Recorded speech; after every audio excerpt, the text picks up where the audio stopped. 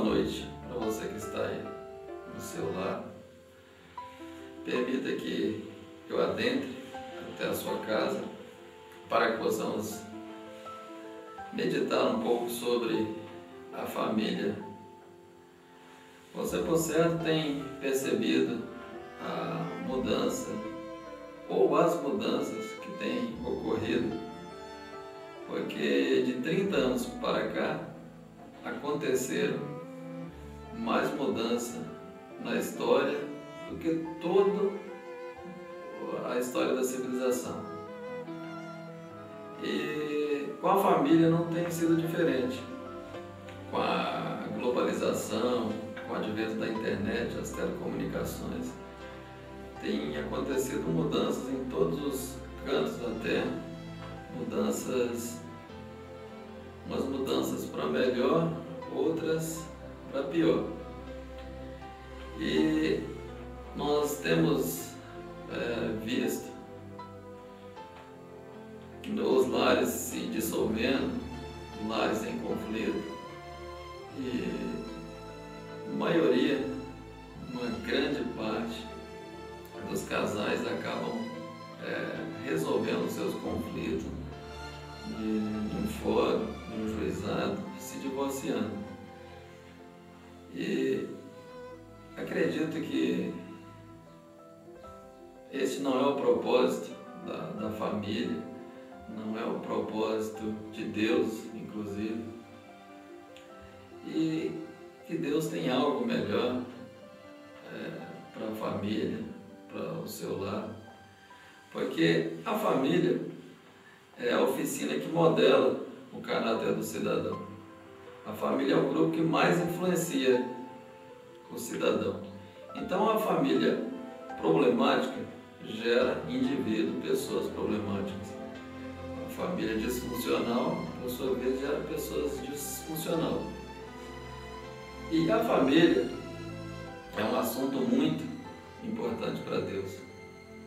Tão importante que a Bíblia começa em Gênesis falando do início, da origem da família. E no último livro do Velho Testamento, Malaquias, também termina falando de família. O Novo Testamento não é diferente. Jesus ele começa o seu ministério em um casamento. Durante todo o percurso do Novo Testamento, Paulo fala muito de família, e Paulo, orientando os líderes, o jovem pastor Timóteo, Tito, ele fala que é imprescindível que o líder seja primeiro bem-sucedido em sua casa. Então, é um assunto de extrema importância. Eu não acredito naquela família do comercial da Doriana, lembra? Uma família redondinha, perfeitinha, porque toda família tem problemas, acontece conflitos, mas a família ela pode ser funcional, ela pode viver em paz e ser feliz. Mas eu gostaria de primeiro dar um panorama do que tem acontecido por volta do mundo, porque a questão de separação, divórcio, conflitos é globalizado, está acontecendo em todo o mundo. Eu pesquisei e descobri que o país onde acontece o maior número de divórcios, vou citar 3. Primeiro são os Estados Unidos. 65% dos casamentos acabam em divórcio nos Estados Unidos. Em segundo, a Dinamarca com 55%. E em terceiro, a Bélgica com 50%. Imagina, para cada 10 casamentos, 5 terminam em divórcio. No Brasil, o número também é muito alto, tem aumentado muito. O IBGE, que é o Instituto Brasileiro de Geografia e Estatística, que traça o panorama, o retrato do Brasil nos diversos aspectos, ele traz números, que são números confiáveis. E no ano passado, 2011, houve um recorde histórico no Brasil na questão de separação e divórcio. Porque no ano anterior, no ano de 2010, o IBGE, quando trouxe os seus números, eles constataram que 80% das famílias estavam passando por algum tipo de crise. E eles falaram, se essas famílias não souberem resolverem os seus problemas familiares, vai ter um número recorde. E infelizmente aconteceu. No ano de 2011 foi um número muito, mas muito grande mesmo de divórcios e separações. Para você ter uma ideia, uma classe que tem 60 crianças, alunos, né? Destes 60 alunos, 15 crianças são de pais divorciados. Então é um número muito grande. Então talvez o questionamento de muitos seja o que eu posso fazer no meu casamento não naufragar, não afundar, não descer pelo ralo, não afundar na areia movediça. O que eu posso fazer? Quais são as dicas que podemos dar para que o casamento seja bem sucedido, seja feliz, viva em paz? E são muitos questionamentos, eu espero poder dar algumas dicas e contribuir para você neste momento. Primeiro eu queria falar que os grupos, segundo o IBGE, quais são os grupos, a faixa etária que houve mais incidência de divórcio e de separação. Primeiro são aqueles que estão nos 2 primeiros anos de casamento.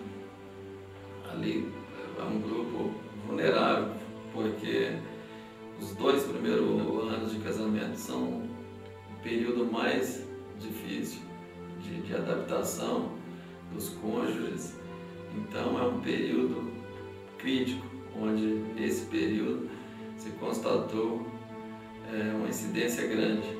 Não sei se você que está me ouvindo está nesse período, mas se tiver, a gente vai dar algumas dicas e espero contribuir nesse sentido. Mas também teve um outro grupo que é mais velho, são pessoas que têm de 40 a 60 anos, da faixa etária de 40 a 60 anos. Houve uma incidência grande também, talvez por conta da crise dos 40, que quando a pessoa chega nessa idade, ou próximo, um pouco depois, não todos, graças a Deus, alguns, e a pessoa olha no espelho, vê que já está numa idade já próximo da velhice, e ele se lembra do tempo da juventude, da adolescência, e ele quer voltar no passado e voltar a ser jovem, ser adolescente, e ali às vezes deixa a esposa, o marido, os filhos e vai tentar voltar ao tempo passado. E com esse conflito, né, acaba se divorciando. Então houve um número grande, uma incidência grande nessa faixa etária. Mas quais são os motivos alegados por aqueles que se divorciam? Os motivos são muitos e variados, mas eu vou falar apenas de 3. Poderia citar, por exemplo, a má administração das finanças do casal, crises financeiras, né, prolongadas. Poderia falar também da falta de intimidade conjugal, infidelidade conjugal, crise de meia-idade, falta de diálogo ou comunicação, o individualismo exacerbado de um dos cônjuges ou de ambos, a violência doméstica também, né? O governo federal até criou a Lei Maria da Penha. Mas os motivos alegados, em média, são 3. Primeiro, incompatibilidade de gênero. Segundo, questão de finanças, dinheiro. E terceiro, sexo. Muitos estão insatisfeitos, não procuram sexo fora do casamento ou por outro motivo relacionado à sexualidade. Então, os motivos em média são esses 3. Tem também a interferência externa. O que eu poderia falar da interferência externa? A questão de parentes, de pessoas que interferem na relação. Eu, quando ministro para jovens, a gente dá palestra para jovens, uma das coisas que eu falo é a questão de, quando casar, eles decidirem, pensarem antes onde vão morar. Porque muitos vão morar no quintal dos pais, tem outros que moram até dentro da casa dos pais. E isso não é bom, porque você perde a sua privacidade, a liberdade sua é perdida. Ou morar perto, morar no quintal. E se é difícil a vida a 2, você imagina a 3, a 4, a 5. Então é complicado. Porque toda a família tem aquele cunhado chato. Você chega na sua casa depois de um dia estressante, de trabalho e cansado, você fala, vou chegar em casa, vou descansar. Aí quando você chega, seu cunhado está lá esparramado no seu sofá, com o controle da TV, mudando os canais, abrindo a sua geladeira, tomando a sua Coca-Cola, e as crianças, os sobrinhos da sua esposa ou do seu marido ali correndo e derramando líquido no sofá, sujando a cortina. E você quer descansar e às vezes você se prepara no final de semana, quando vocês estão saindo, chega alguém sem avisar.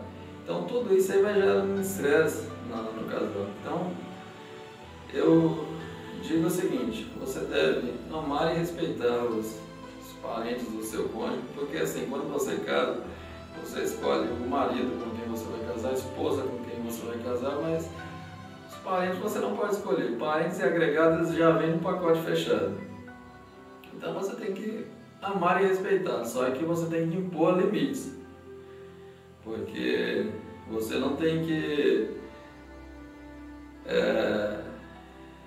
Você tem que impor limites para que esses limites sejam respeitados e não sejam ultrapassados por eles.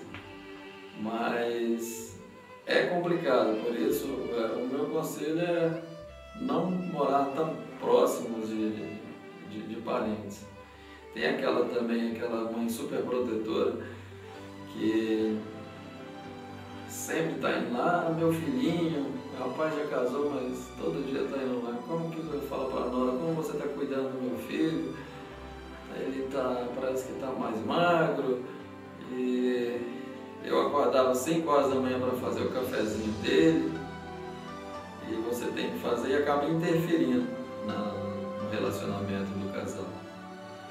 E às vezes até o rapaz, a esposa dele está aprendendo a cozinhar, faz o almoço ali, fala para ele, e aí amor, gostou? Aí ele fala, dá para comer, não é como a comida da mamãe, mas tá bom.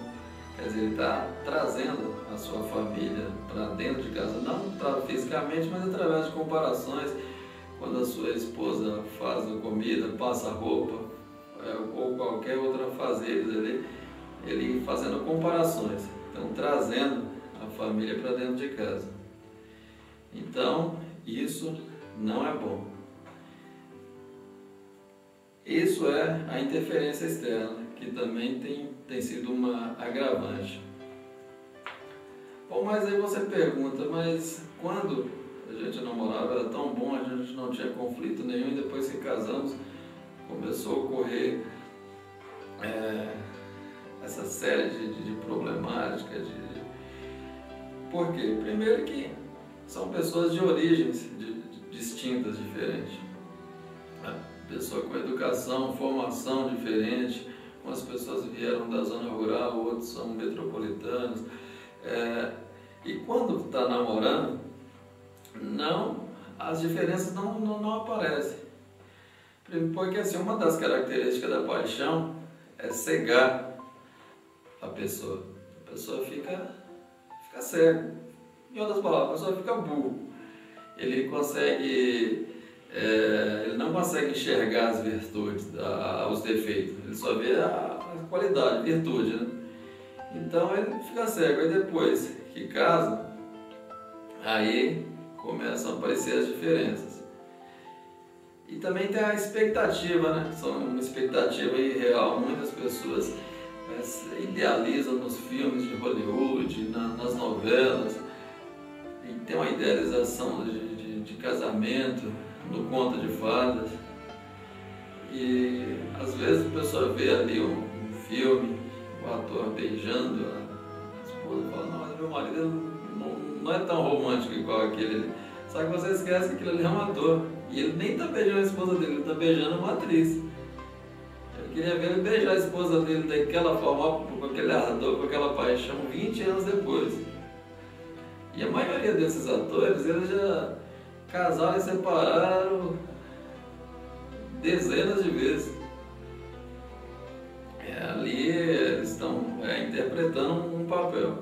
Então, um desafio. Nós estamos no mundo real, com pessoas reais, pega trânsito, se estressa com o patrão, com o chefe, volta para casa e contas para pagar. Então, este é o mundo real.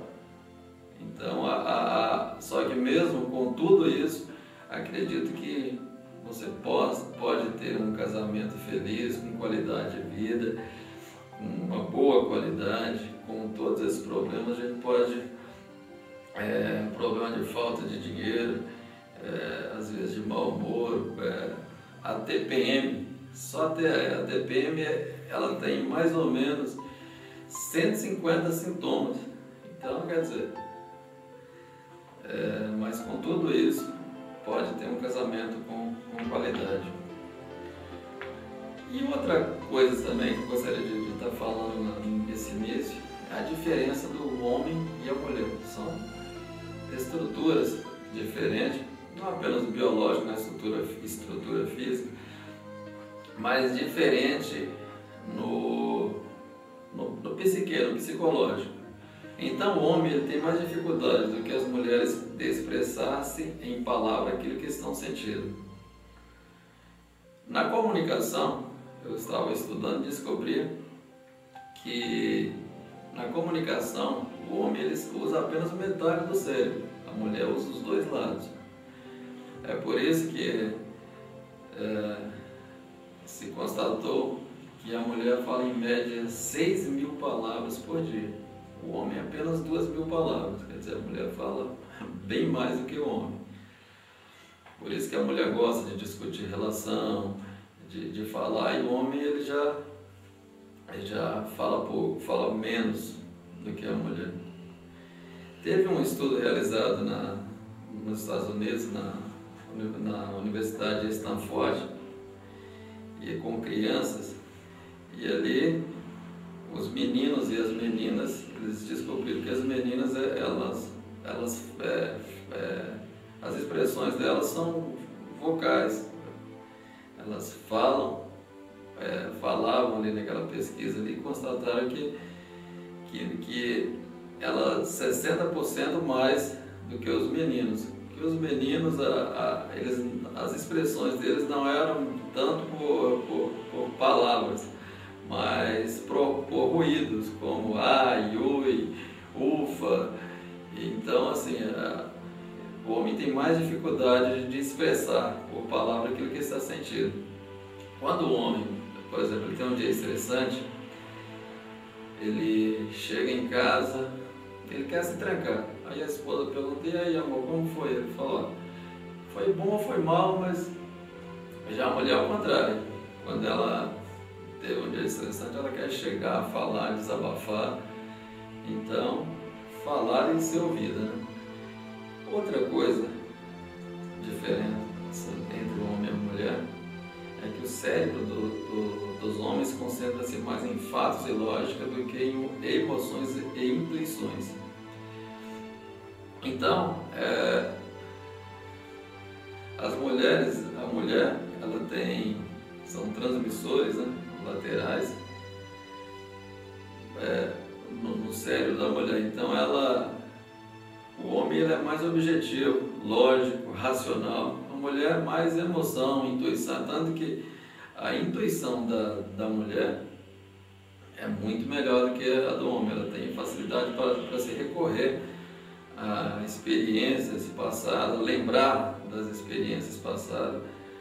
E enquanto o homem ele é mais questão lógica. A mulher ela tem uma memória muito boa, uma memória, se bobear, ganha até do elefante. Então, marido, a sua esposa, quando você for fazer algum negócio, a intuição dela fala: melhor você não fazer isso ou fazer aquilo. Então é melhor você ouvir, porque a intuição dela é muito boa.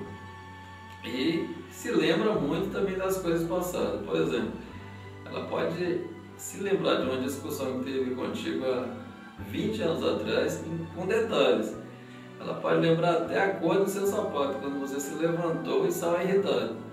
Então, amigo, não brinca com essa mulher não, porque ela tem uma memória, ela não esquece. A memória dela é muito boa.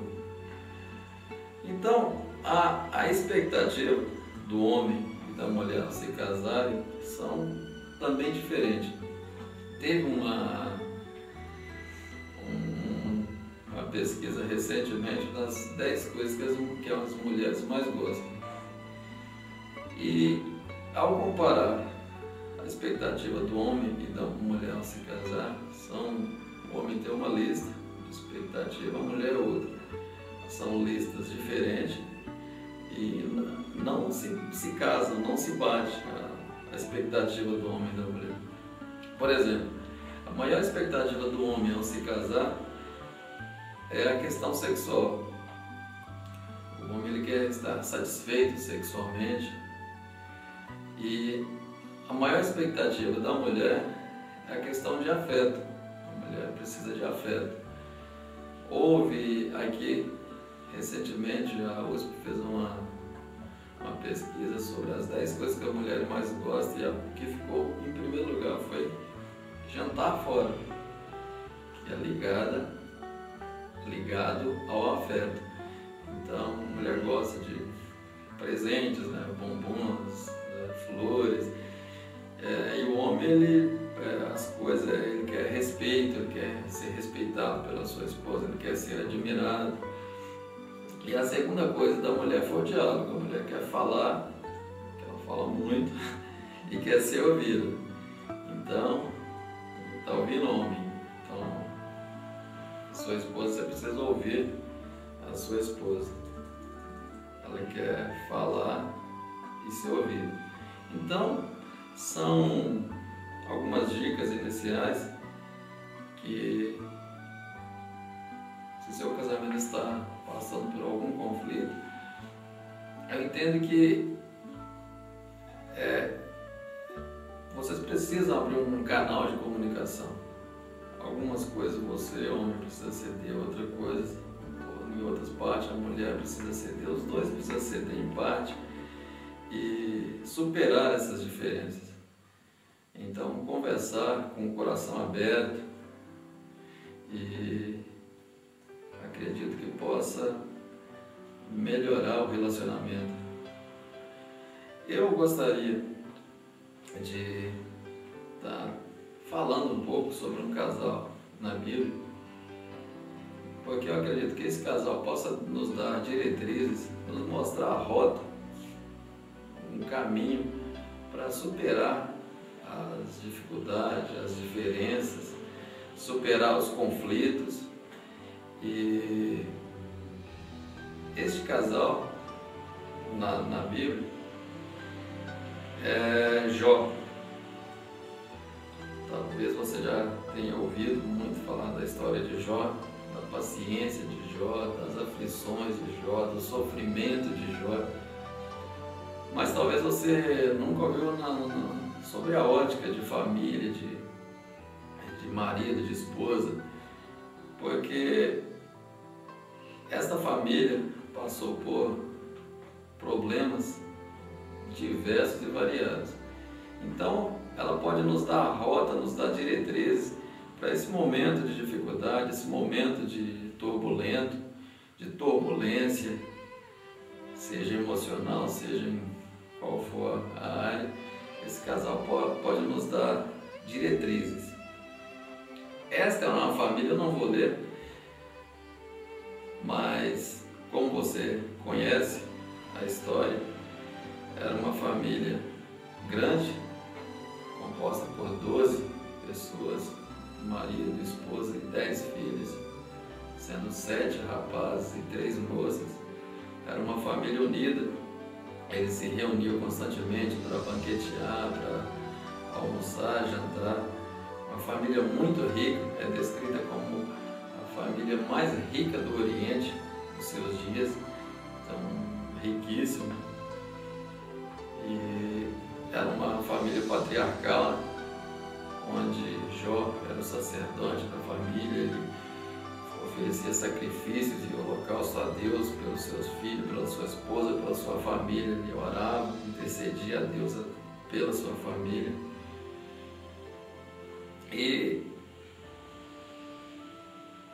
o primeiro ponto é a questão, assim, pelo fato deles serem riquíssimos e servirem, serem temente a Deus, eu já vejo como um grande desafio, porque o dinheiro tira de nós a dependência de Deus. Quem tem muito dinheiro dificilmente deposita a sua confiança, a dependência em Deus. A pessoa está doente, por exemplo, pega um jatinho, vai lá para os Estados Unidos, para a Europa, ou traz uma junta de médico, porque o dinheiro ele tira essa dependência de Deus. Mas Jó, mesmo sendo muito rico, riquíssimo, ele nos dá esse panorama de confiar e depositar a confiança em Deus. Então, neste momento, nessa sociedade do século XXI que estamos vivendo, como eu já disse na minha fala inicial, onde a família, até a família cristã pós-moderna, porque o divórcio ele tem sido uma constante, não apenas nas igrejas, também tem se constatado um grande número de divórcio, separação. Igreja não está mais, pessoas nas igrejas, nas religiões diversas estão também se separando. Então é um grande desafio, porque as pessoas estão intolerantes em todas as áreas, até de amizade, pessoas descartam amigos, descartam. Então é um grande desafio para a sociedade hoje, porque o casamento ele tem sido como aquela máquina caça-níquel, né, que a pessoa puxa a alavanca e tem que ter 3 figuras iguais. Então, quer dizer, ele casou, não deu certo, na primeira discussão pega a mala e vai embora. E os relacionamentos estão superficiais, estão rasos. Então, qual é a lição que essa família de Jó pode nos dar? Como ter um casamento que suporta a tempestade, um casamento que, afinal de contas, o casamento de Jó, ele passou pelo olho do furacão, passou por 5 grandes avalanches e tempestade. Então pode nos dar um panorama de como superar tudo isso, como passar pela tempestade, ser um casal inabalável, um casal que pode, em meio à crise, superar todos os problemas. Nessa introdução também eu gostaria, antes de entrar no tema casamento que suporta a tempestade, eu gostaria de fazer justiça à esposa de Jó e os amigos de Jó. Porque, por certo, você já ouviu muitas pessoas falarem mal da mulher de Jó, dos amigos de Jó. Mas eu gostaria de quebrar alguns paradigmas nessa introdução com respeito à mulher de Jó, que você vai ver que no decorrer da mensagem que ela foi uma mulher fiel. Afinal de contas, todo o sofrimento de Jó, ela também teve. Talvez até um pouco mais, porque a perda dos 10 filhos que foram gerados no seu ventre, perda de bens, os amigos, parentes se afastaram, e ela vendo o seu marido ali com o corpo quebrantado, e ela lavando as feridas do seu marido, esteve ali com ele durante toda essa tragédia, todo esse problema, toda essa crise, ela esteve ali. Então, no decorrer da mensagem, você vai ver que a mulher de Jó, se você pudesse colocar no lugar dela, você vai ver que ela foi muito e muito fiel. E os amigos de Jó, também a gente ouve as pessoas falarem mal dos 3 amigos de Jó que vieram, porque quando aconteceu a tragédia, Jó perdeu todos os seus bens, os filhos foram mortos por tempestades, os bens dele, que ele era riquíssimo, perdeu tudo, perdeu saúde, perdeu o apoio dos amigos, perdeu os filhos, os bens. Esses 3 amigos, eles vieram de longe, muito longe. E ali, eles, quando depararam próximo de Jó, eles olharam, não reconheceram, porque eles estavam magros, cheios de ferida, com o corpo quebrantado. E ali, eles vieram para consolar Jó, e eles abraçaram Jó, ficaram 7 dias, sem falar uma palavra. Ofereceram o ombro para o amigo Jó chorar. E porque o silêncio é uma forma de respeito, significa respeito pela dor do outro. Às vezes você vai num velório, num enterro, às vezes não precisa falar nada, basta oferecer o ombro para o amigo chorar, ouvir, e é o que eles fizeram. Agora, a teologia dos amigos de Jó, que era uma teologia errada, a visão que eles tinham de Deus era uma visão distorcida. Qual que era a visão? Tanto que Deus, no final do livro, corrige e repreende eles, lá no capítulo 42, porque a visão deles era, a teologia deles era que o homem bom não pode sofrer. Quem faz o bem jamais passa por sofrimento. Então, aquela teologia, né? Se você faz todo o seu dever de casa, você é uma pessoa boa, jamais vai acontecer problemas contigo, doenças, desemprego, enfermidades, você é a cabeça, não é a cauda, e via Deus como vingativo. Essa pessoa desviou um pouco do caminho, Deus atormentava a pessoa, um Deus mesquinho que tira da pessoa. Então o próprio Deus corrige eles no final do livro. Mas aqueles homens, eles foram lá com o objetivo de consolar e confrontar o amigo Jó. Porque o amigo é aquele que confronta. Eu quero ter amigo, se em algum momento eu me desviar do caminho, um amigo, mas tem que ser amigo. Se não for amigo, é fariseu. Então o amigo é aquele que anda de lado a lado, chora junto. Então chegar e confrontar. Porque o amigo é aquele que confronta. Quando você se desviar, se afastar, o amigo chega e confronta. Então o objetivo dos amigos de Jó era confrontar ele e falar: não, você está passando por tudo isso, sofrendo porque você pecou, então você se arrependa para voltar a ser o Jó próspero, rico, com saúde. Então o objetivo deles era nobre, porque a visão deles que era errada, a visão de Deus, era uma teologia equivocada. Mas quando fala de crises e tempestade que assolam a nossa vida e assolou a vida de Jó, quando a gente fala de tempestade, tempestade é um sinônimo de crise. Então, quando eu usar a expressão tempestade, você já pensa crise, está falando de crise. O que é uma crise? É um momento decisivo, uma alteração repentina no curso de algo. Então, no idioma chinês, que a China agora está em moda, né? Então, vou até citar no chinês, quando a crise ela é composta por dois vocábulos, perigo e oportunidade. Então, o chinês, quando vê a palavra crise, ele já entende que é perigo. Perigo de se perder, perigo de fracassar.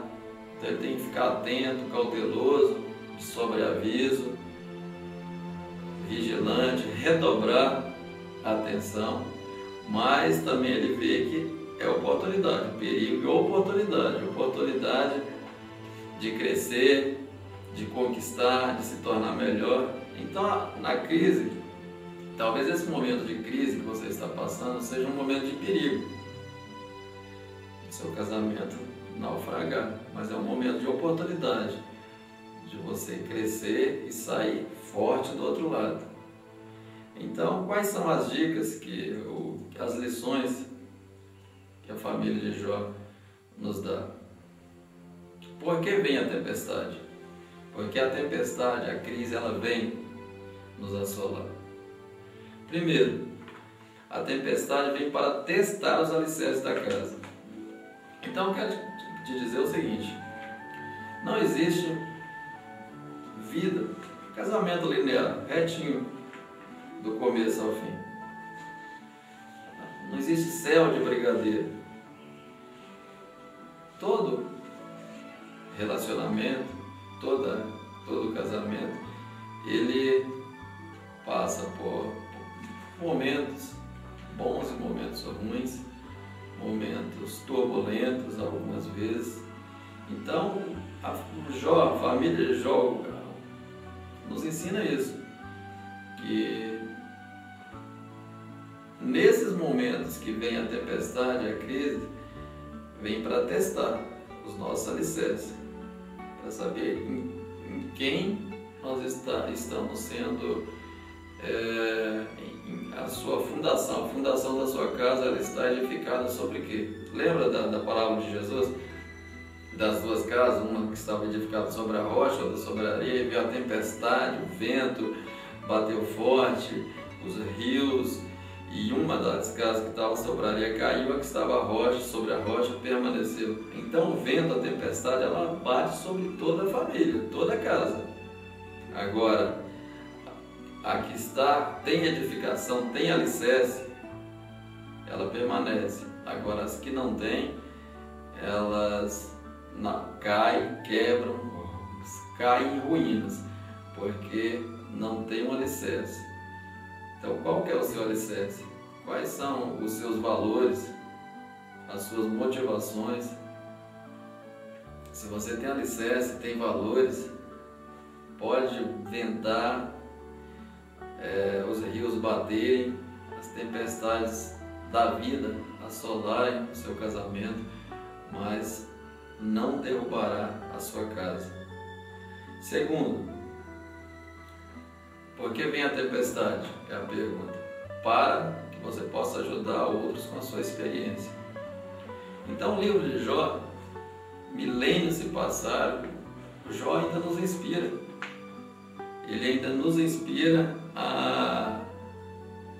com a sua vida. Então, que você possa ajudar outros com a sua experiência. Você ser um melhor ser humano. Então, quem passou por vicissitudes, intempéries da vida, no momento que ele vê alguém passando por dificuldades, por problemas, ele se projeta no sofrimento daquela pessoa e ele fala: meu Deus, ele está passando por aquilo, eu passei por aquilo, aquela família, aquele rapaz, aquela moça. Então ele se projeta naquele sofrimento. É o caso compaixão, lembra? Paixão é sofrimento conjunto, sofrer junto. Então ele sofre junto. Agora, quem nunca passou por problemas, dificuldades, ele se torna superficial, ele olha as pessoas de cima para baixo com um olhar de superioridade, às vezes ele até é cínico, né? Porque ele nunca passou por perdas, então ele não entende. Então, o segundo objetivo é para você poder ajudar outros com a sua experiência. Já o terceiro, por que vem a tempestade? A pergunta, a crise. Terceiro, para abrir novos horizontes e perspectivas espirituais. Então, você se lembra, né? Jó, ele começa, ele tem uma comunhão com Deus, ele oferece sacrifícios a Deus, holocaustos, mas depois de toda essa avalanche, no final, o que ele fala? Eu conheci a Deus só de ouvir falar, mas com toda essa crise, nesse momento eu conheci Deus em meio a crises, a tempestades, eu conheci Deus em meio a problemas. Então, em momentos de crise, a gente passa a ter um relacionamento melhor com Deus, os horizontes, as perspectivas, elas se abrem, a gente pode crescer. E na crise também a gente acaba reconhecendo, nos revela quem são os verdadeiros amigos, né? Porque de Jó todos se afastaram, mas ele viu quem era quem. Então, o que não fazer? Antes de falar o que fazer, eu gostaria de te falar o que você não deve fazer em momentos de crise. Você que está passando em crise, problemas, ou você que ainda não está passando, então vou te dar dicas o que não fazer em momentos de crise. Primeiro, nunca duvide do caráter de Deus. Você se lembra da esposa de Jó? Você lembra que ela falou para amaldiçoa a Deus e morre? Por quê? Ela conhecia o seu marido, sabia que ele era um homem reto, íntegro, temente a Deus, se desviava do mal. Então, a partir daí, ela supôs que se o seu marido era um homem injusto, íntegro e estava passando por tudo aquilo, o injusto era Deus. Então ela não conhecia o caráter de Deus, ela conhecia o seu marido, mas não Deus. Então, em momentos de crise, não duvide do caráter de Deus. Escuta, homem, escuta, mulher. Seu casamento está passando em crise, você diz, mas Deus, ele não está nem aí para mim, ele se esqueceu, esse negócio de Deus. Isso não é verdade. Isso não é verdade. Nunca diga isso. Porque Deus, ele é bondoso, é benigno, ele tem compaixão, ele sofre com quem sofre. O sofrimento meu, o sofrimento seu, ele fere Deus. Deus sofre com quem sofre, ele tem compaixão. Ele se importa tanto contigo e comigo que ele veio e morreu na cruz do Calvário por você e por mim. Então, em momentos de crise, nunca duvide do caráter de Deus. Segundo, o que não fazer em momentos de crise? Segundo, não procure relação causa e efeito no momento de crise. Você lembra da teologia dos amigos de Jó, que coisas boas não podem acontecer a pessoas ruins e coisas ruins não podem acontecer a pessoas boas? Isso não é verdade. Coisas boas acontecem com pessoas ruins que não merecem, coisas ruins acontecem com pessoas boas. Então, no momento de crise, não procure culpado. Será que eu errei, eu pequei? Em momentos de crise, não procure relação causa e efeito. Esse não é um momento para procurar culpados. Você lembra da parábola do filho pródigo? Mesmo o pai sendo bom, inclusive a figura do nosso Pai Celestial, mesmo ele sendo bom, o seu filho pega as malas, fala, não, vou embora, e vai para para o mundão, gastar o seu dinheiro com meretrizes e fazer coisas que machucaram o coração do seu pai. Então, coisas ruins acontecem com pessoas boas. Não procure relação causa e efeito em momentos de crise. Filhos nascem deficientes, com síndrome de Down, outras síndromes, fica doente, é atropelado, muitas coisas acontecem. Então, se acontecer alguma tragédia com você, com a sua família, com seus filhos, não procure relação causa e efeito nesse momento. A família de Jó passou por crise em áreas vitais da sua vida. Eu acredito que ela possa nos dar diretrizes, nos mostrar a rota, o rumo nesse momento difícil. Então, eu gostaria de extrair da vida de Jó pelo menos 5 lições que eu julgo de muita importância e acredito que vai te ajudar nesse momento. Então, quais são as características de um casal inabalável? Lembra que eles permaneceram juntos até o final. Então, quais são as lições? Primeiro, nunca subestime o ardil do inimigo. Ardil é uma maneira hábil de enganar, uma artimanha. Na área comportamental, quando eu falo com jovens em família, eu não gosto de espiritualizar as coisas. Não gosto de espiritualizar. Ser maniqueísta. O bem contra o mal, Deus e o diabo lutando e o homem não tem responsabilidade nenhuma. Eu não gosto de passar essa visão maniqueísta. Gosto de ser prático, porque o homem ele tem a sua responsabilidade, os seus deveres, a esposa tem as suas responsabilidades, os seus deveres. Então, quando eu falo de comportamento, eu não gosto de espiritualizar. No entanto, a gente não pode ignorar também os ardil do inimigo. Você se lembra que em todo o livro de Jó, quem arquitetou toda a destruição da família de Jó foi o diabo. O pano de fundo mostra isso, que ele orquestrou toda a destruição daquela família, daquele casal. Então, o que eu gostaria de desmistificar nesse momento é a visão religiosa, essa visão protestante de o diabo como as pessoas a veem.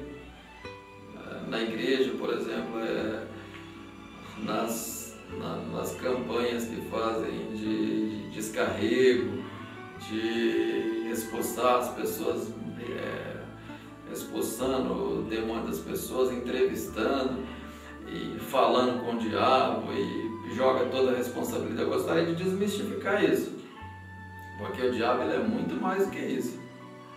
Às vezes ele até submete aquele showzinho ali, mas é muito mais do que isso. Então as pessoas quando falam de mal, de diabo, de demônio, aquele que arquitetou toda a destruição do lar de Jó e das famílias, as pessoas imaginam aquilo, mas o diabo é muito mais do que isso. Então, quando se fala de inimigo, de pessoas que estão influenciando e arquitetando engenhosamente o mal, eu vejo muito além disso. Por exemplo, está no governo, por exemplo, lá no Ministério da Educação, enviando cartilha para nossas crianças. Você se lembra daquele kit que foi enviado para as escolas, ensinando as crianças a promiscuidade, a ter relacionamentos variados. Então, é muito mais do que isso. Estão lá nas emissoras de televisão, através das novelas, e você sabe que as novelas, a mensagem E a TV ela quer ditar como que deve ser a família. O casamento é descartável, ter amante ou amantes é normal, é comum. Casamento descartável, casou, separou, isso é muito normal. Então a TV está ditando como que deve ser a família. Então isso é arquitetado pelo diabo. Então o diabo é muito mais do que aquilo que a gente vê, os showzinhos. Então está ali nas novelas para jovens, né, nos seriados para jovens, malhação, ensinando os jovens a adolescente, pré-adolescente a terem relações sexuais, a promiscuidade, a se relacionarem sem qualquer compromisso. Então, quem que arquiteta tudo isso? Então, quando a gente fala de inimigo, é isso. E tem até outra, de outra emissora que se diz cristã, inclusive. E ali os jovens, né, naquela novela ali para jovens, tem relacionamentos também. E, sabe? Então, isso aí, eu não tenho dúvida que é arquitetado pelo inimigo. Então, quando a gente fala dos perigos também, não só da televisão, como a internet, que é uma ferramenta muito boa, mas mal usada por muitos, porque o homem ele é estimulado pelo que vê. Então, está cheio de pessoas atoladas em pornografia. Começam na internet e muitas pessoas, inclusive que se dizem cristãs, muitos até obreiros da casa do Senhor, atolados em pornografias através da internet. E há também mulheres, né, que o casamento é estável, mas começa a se relacionar na internet por amizade, e ali começa a receber mensagem, enviar, e acaba se envolvendo, e acaba, muitas vezes acaba inclusive num quarto de hotel. Quer dizer, então quando a gente fala da questão de não ignorar os ardis do inimigo, é nesse sentido, que ele está por trás. Jó não via o diabo, mas ele arquitetando tudo aquilo. Então, em diversos aspectos acontecia isso. Mas Jó, ele nos ensina o seguinte, uma lição importantíssima. Ele tinha um altar de oração. Você tem um altar de oração? Você ora junto com a sua esposa, com seu marido? O Jó, ele tinha um altar, ele oferecia holocaustos, sacrifícios. Então, ele nos ensina essa arma, ter um altar de oração, oferecer sacrifício. A Bíblia diz que ele oferecia holocausto para cada um dos seus filhos e fazia com que seus filhos se purificassem, e era uma prática constante, a Bíblia diz no primeiro capítulo.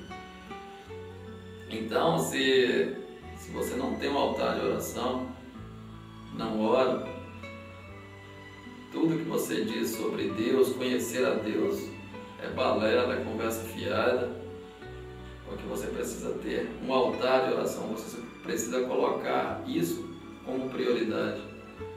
Coloque a sua família como prioridade, orem, busque a Deus junto, ofereça. No versículo 19 do primeiro capítulo, a Bíblia diz que um grande vento vindo da banda do deserto deu nos 4 cantos da casa de Jó.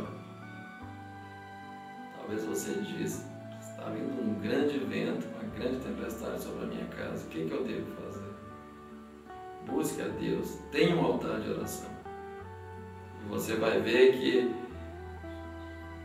as coisas, a sua casa vai voltar a ser edificada.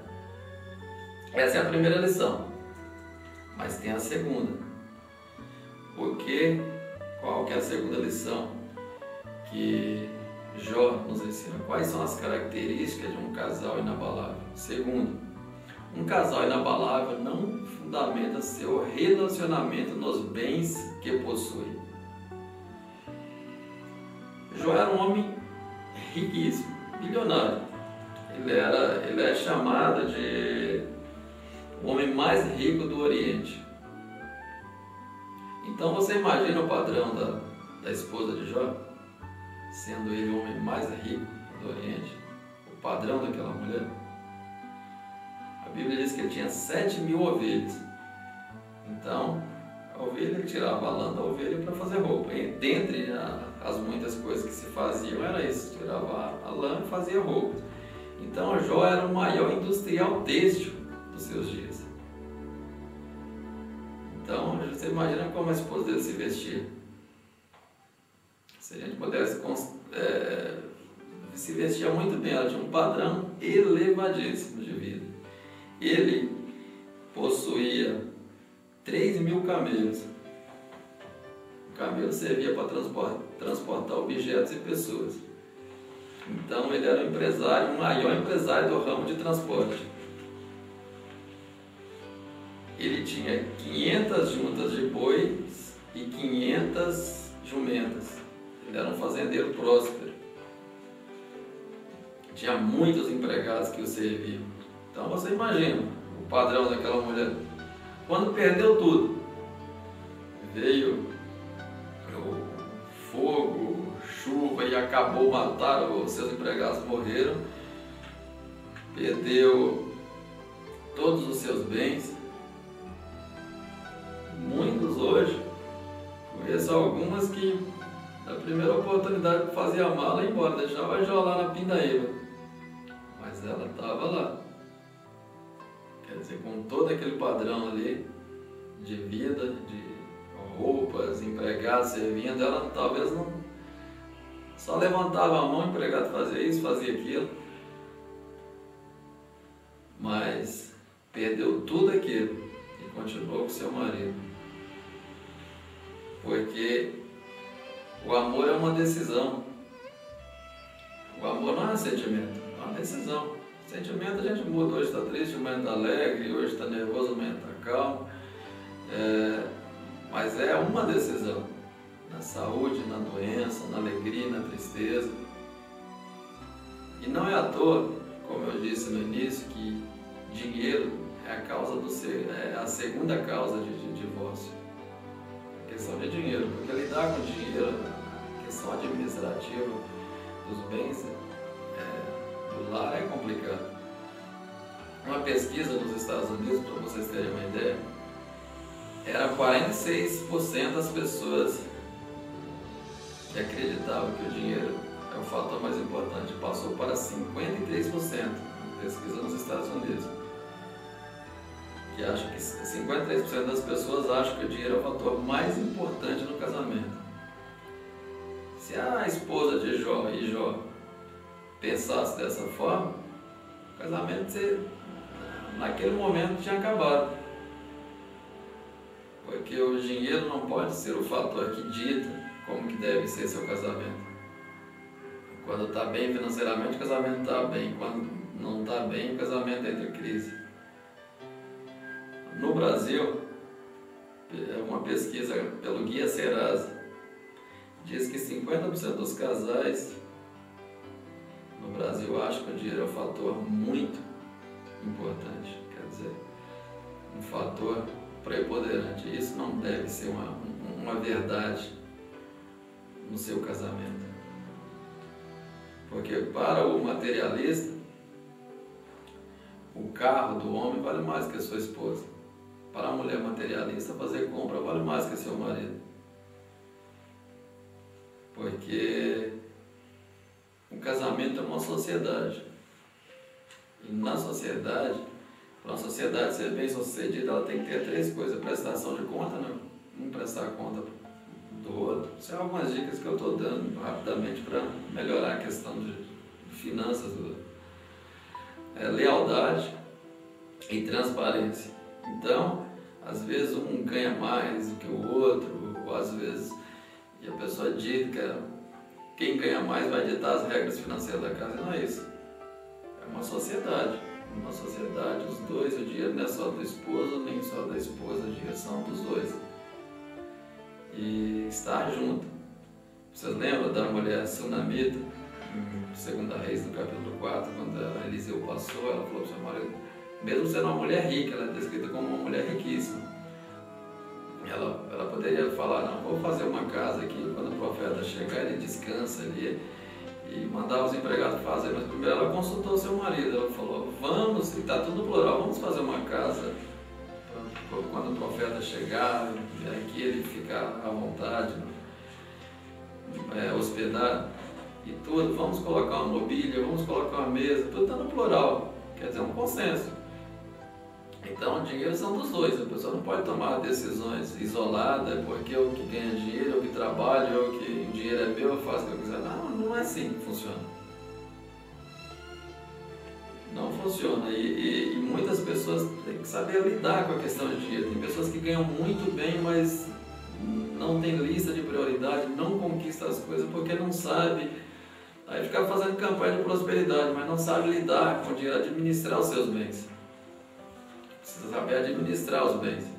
Tem pessoas que ganham muito bem, mas você chega na casa dele e fala, queria até servir um cafezinho, mas não tem açúcar.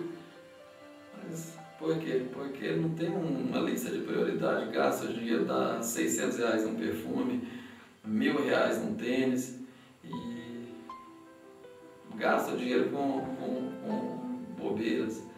Então, saber lidar com o dinheiro é importante, porque um casal inabalável ele não se fundamenta no seu relacionamento nos bens que possui. Mas terceiro, qual são as características de um casal inabalável? Um casal inabalável não vive apenas em função dos filhos. Antes de me explicar melhor, eu gostaria de falar o seguinte, não existe drama maior do que um casal perder filhos. Porque a ordem natural qual que é? Os filhos sepultarem os pais, e não o contrário. Então é uma ferida que jamais cicatriza. Perder filhos é terrível. Não sei se você já foi em algum enterro onde o pai está sepultando o filho. É um drama muito grande. Eu já tive o desprazer de ir. Agora você imagina, você ir em um enterro, em um velório, você chega lá, ter 10 caixões, um do lado do outro. 10 caixões, depois na hora do enterro, 10 caixões sendo descido para a cova. Você imagina o pai e a mãe, o estado daquele casal? Você imagina como aquele casal está? Então, é um drama muito, muito grande mesmo. Mas Jó nos ensina o quê?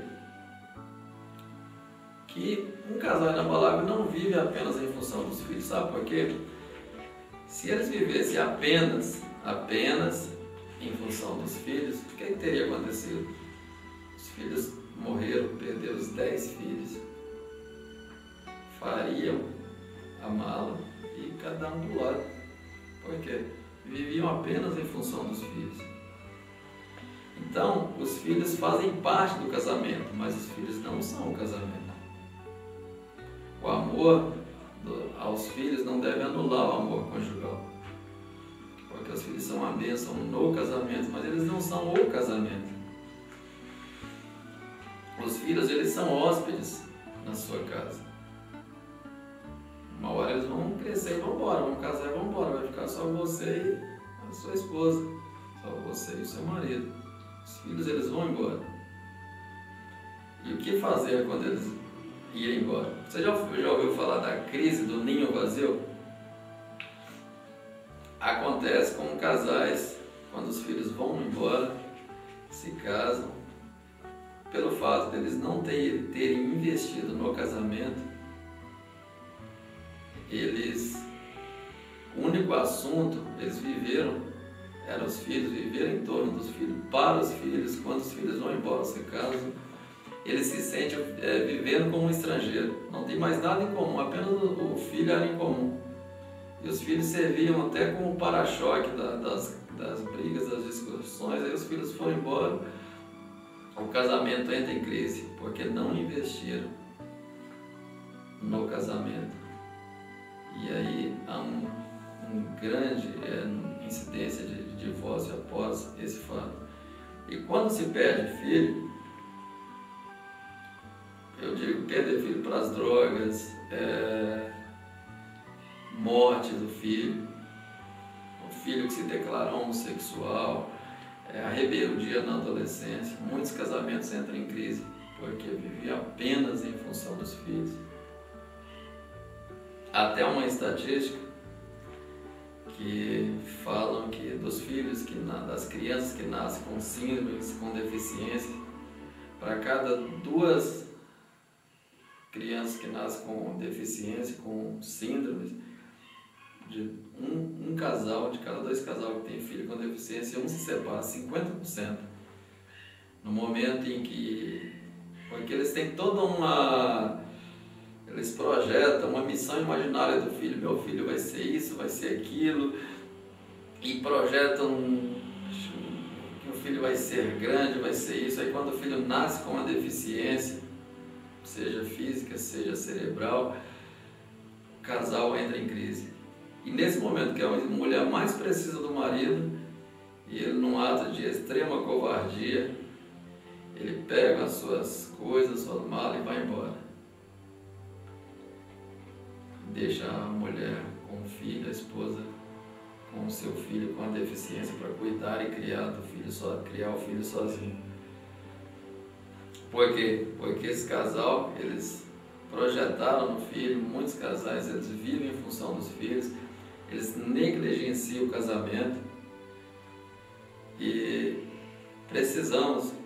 você precisa investir no seu casamento, nos filhos, não apenas nos filhos, precisa investir também nos filhos, na educação dos filhos, é claro, mas precisa investir no seu casamento, porque quando os filhos forem embora, saírem, casarem, vai ficar apenas vocês 2. Então precisa hoje, começar de hoje já, investir no seu casamento. Precisa redefinir o seu relacionamento, para quando chegar nesse estágio, você possa superar isso, porque um casamento não pode ser mantido apenas pelos filhos. Vou repetir.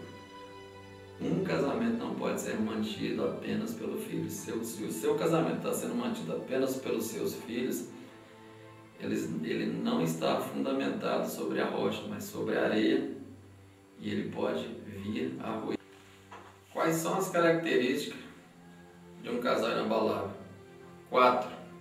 Um casal inabalável vê muito além da beleza estética. Jó, depois de toda aquela avalanche, toda aquela enfermidade, eu nem vou descrever a questão física de Jó, que ele emagreceu, o corpo ficou cheio de ferida da planta do pé à cabeça, febre, dores por todo o corpo, feridas abertas, purulentas. O corpo do Jó estava irreconhecível. Até o hálito, a Bíblia fala que ele estava com mau hálito. E eu já ouvi até pregadores falar que o hálito de Jó estava tão forte que quando ele falava se cumpriu o Salmo 91, cai 1.000 ao seu lado, 10.000 à sua esquerda, de tão forte que estava o seu hálito. Porque o nosso corpo é assim, ele vai se definhando com o tempo. Faz parte. Então, assim, um casal inabalável, ele não pode ver apenas a beleza estética. Se a mulher de Jó, ela só vê-se a beleza estética, ela fala, não dá porque quando eu casei estava bonitinho e agora você está nesse estado, eu vou embora. Porque temos que amar a essência, amar a alma, não apenas o fator físico. Você, por certo, por exemplo, quando eu pego um álbum do meu casamento há 18 anos atrás, eu estava magrinho, bonitinho, agora ganhei uns quilos. Isso acontece com todo mundo, né? As pessoas, o homem fica careca, engorda, a mulher, o cabelo vai ficando branco, tem que pintar, aí tem celulite, estrias, enfim, o corpo vai se definhando, as pernas afinam, a barriga cresce, tem umas pessoas que ficam parecendo uma batatinha no palito, né? Perninha fina e barriga bem grande. Então tudo isso aí faz parte, nós temos que saber lidar com o envelhecimento, lidar com tudo isso, porque você sempre vai ver alguém mais bonito do que sua esposa, alguém mais bonito do que seu marido, porque nós temos que ver, amar a essência, a alma e saber lidar. Abraão, por exemplo, dá um exemplo disso. Com 75 anos com Sara, sua esposa, eles estavam firme e forte, ensinando-nos a lidar com a idade, com a passagem do tempo. E o homem, ele vai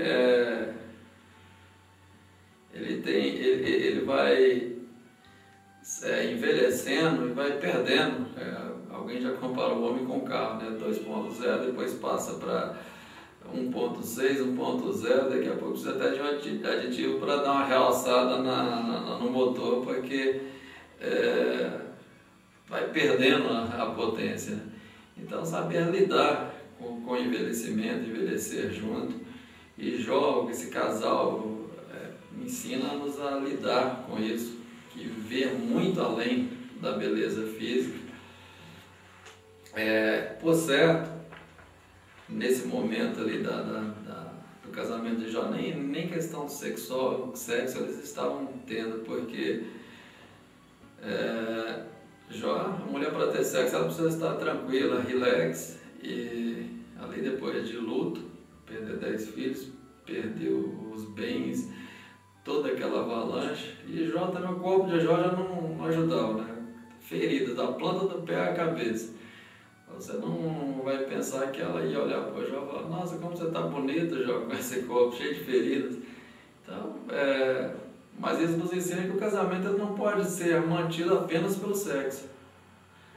E ver muito acima disso, acima da beleza estética. Mas, em quinto lugar, quais são as características de um casal inabalável? Estou respondendo a pergunta. Em quinto lugar, um casal inabalável se completa mutualmente. Os parentes e amigos se afastaram, só ficaram os dois. Então, um casal inabalável precisa se completar mutualmente. Por isso que a Bíblia diz: deixará o homem pai e mãe e serão uma só carne. Deixar, eles se completando mutuamente. Então, deixar em vários aspectos, porque eles ficaram sozinhos, apenas os dois.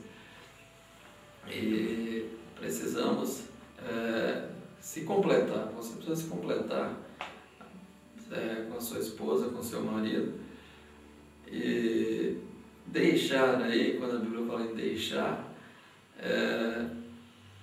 viverem, investirem no casamento, para quando fatores externos não conseguir intervir na relação de vocês. Porque tudo que intervém, seja família, parentes, cortar o cordão umbilical. Porque tem pessoas que casam, tem moça, por exemplo, que casa, tudo vai lá falar para a mãe. Vai lá, mãe, como que é, tudo que acontece no casamento, vai contar para sua mãe. Precisa cortar, deixar emocionalmente, deixar fisicamente, geograficamente, nem morar independente, pagar suas contas, rapaz que casa e o pai dele que paga as contas dele. Depende, ainda continua com um cordão umbilical de dependência financeira do pai. Você precisa ser homem e pagar. Você casou, você precisa pagar as suas contas, sustentar sua família, sua esposa. Então precisa cortar, romper. Um casal inabalável se completa mutuamente. Está entendendo? Então, deixar geograficamente, financeiramente, emocionalmente, pagar suas contas, aprender a se virar. Com todas aquelas perdas de Jó da sua família, ele ensina essas lições que são lições preciosas. E no final do capítulo, no final, lá no capítulo 42, o desfecho da história, eu queria até ler pelo menos 3 versículos que dá o desfecho de toda aquela história, depois de toda aquela crise, aquela avalanche, ou eles ensinando que um casal não pode viver apenas em função dos filhos, não ser mantido pelos filhos, não ser mantido pelo sexo, ou ser mantido apenas para a questão financeira. Eles nos ensinam que Deus tem que ser o pilar da família, tem que ser o pilar da nossa casa, da nossa família. E no final do capítulo, eu vou até ler aqui no capítulo 42, no final do livro, capítulo 42 de Jó, no versículo 10 até o 12, preste atenção. No versículo 10 do capítulo 42 de Jó diz o seguinte: o Senhor, pois, virou o cativeiro de Jó, quando este orava pelos seus amigos. E o Senhor deu a Jó o dobro do que antes possuía. Então vieram ter com ele todos os seus irmãos e todas as suas irmãs, e todos quantos dantes o conheceram, e comeram com ele pão em sua casa, condoeram-se dele e consolaram de todo o mal que o Senhor lhe havia enviado. E cada um deles lhe deu uma peça de dinheiro e um pendente de ouro. E assim abençoou o Senhor o último estado de Jó mais do que o primeiro, pois Jó chegou a ter 14.000 ovelhas, 7.000 camelos, 1.000 juntas de bois e 1.000 jumentas. Também teve 7 filhos e 3 filhas. Então, depois de tudo aquilo, Deus deu a Jó o dobro do que ele tinha antes. Até filhos, eles tiveram mais 10 filhos, sinal que o estado físico dele, a saúde tinha voltado, ele teve 10 filhos, voltou ativo, né? Compareceu ali, fisicamente estava bom, né? Para ter 10 filhos. Então, e ele podia também, naquele momento, ele falava, lembrar da mulher, falar: tá vendo, você falou que eu devia morrer, que eu tinha que amaldiçoar a Deus e morrer. Então, fazer o seguinte: eu vou trocar você por 2 de 20 agora. Até a lei permitia isso, porque o homem tinha mais de uma mulher, mas ele permaneceu com a mesma mulher até o fim. Ele não trocou ela. Então, são lições importantes para a nossa vida, para o nosso casamento. E às vezes a gente, nessa correria do dia a dia, no afã de ganhar dinheiro, a gente perde, a gente não investe no casamento, nas coisas simples, nos filhos, na esposa, no marido, e devemos nos desligar um pouco desse estresse, de fazermos tempestade em copo d'água, não levamos a vida com leveza.